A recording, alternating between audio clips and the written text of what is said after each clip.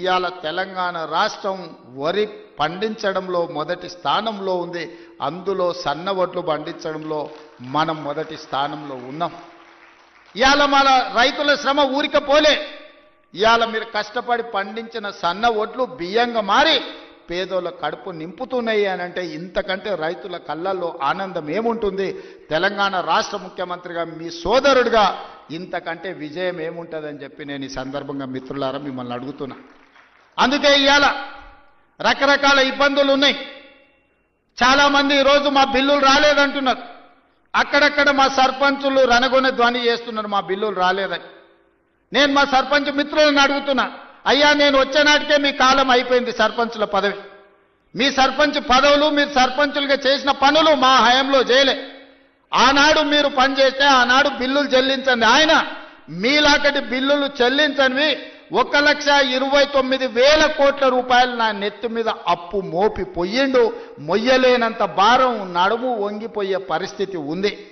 దాదాపుగా 60,000 కోట్ల రూపాయలు కాంట్రాక్టర్లకు బిల్లులు పెండింగ్ పెట్టిపోయిండు.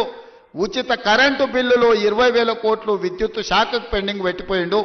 ఇట్లా చెప్పుకుంటూ పోతే ఫీజు రియంబర్స్మెంటు, షాదీ ముబారక్, కళ్యాణ లక్ష్మి ప్రతి దగ్గర దొరికిన కాడల్లా అప్పు చేసిండు, అందిన కాడల్లా టోపీ పెట్టిండు.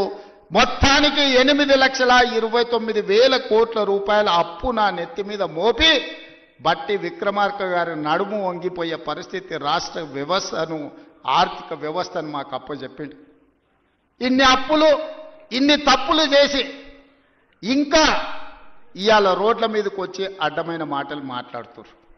ఇవాళ వాళ్ళు చేసిన అప్పులను, వాళ్ళు చేసిన తప్పులను సరిదిద్దడానికి రోజుకు 18 గంటలు పనిచేసిన సరిపోని పరిస్థితి.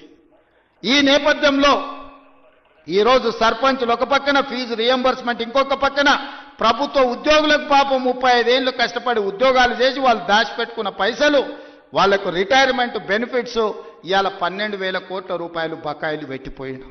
ఎవరైనా నమ్మకంగా ప్రభుత్వం దగ్గర పనిచేసి 35 సంవత్సరాల తర్వాత రిటైర్ అయిపోతే రిటైర్మెంట్ బెనిఫిట్స్ ఇవ్వాల్సిన పరిస్థితి ఈరోజు రాష్ట్ర ఆర్థిక వ్యవస్థ దెబ్బతిన్నది. ప్రభుత్వ ఉద్యోగస్తులకు ఒకప్పుడు ప్రభుత్వ ఉద్యోగస్తులకు మొదటి తారీఖు నాడు రిజర్వ్ బ్యాంకు నుంచి సరాసరి వాళ్ళ ఖాతాల్లోకి జీతాలు వెళ్ళేది.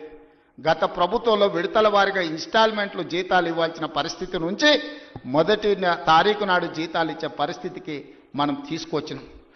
Subscribe us and press the bell icon for more interesting updates.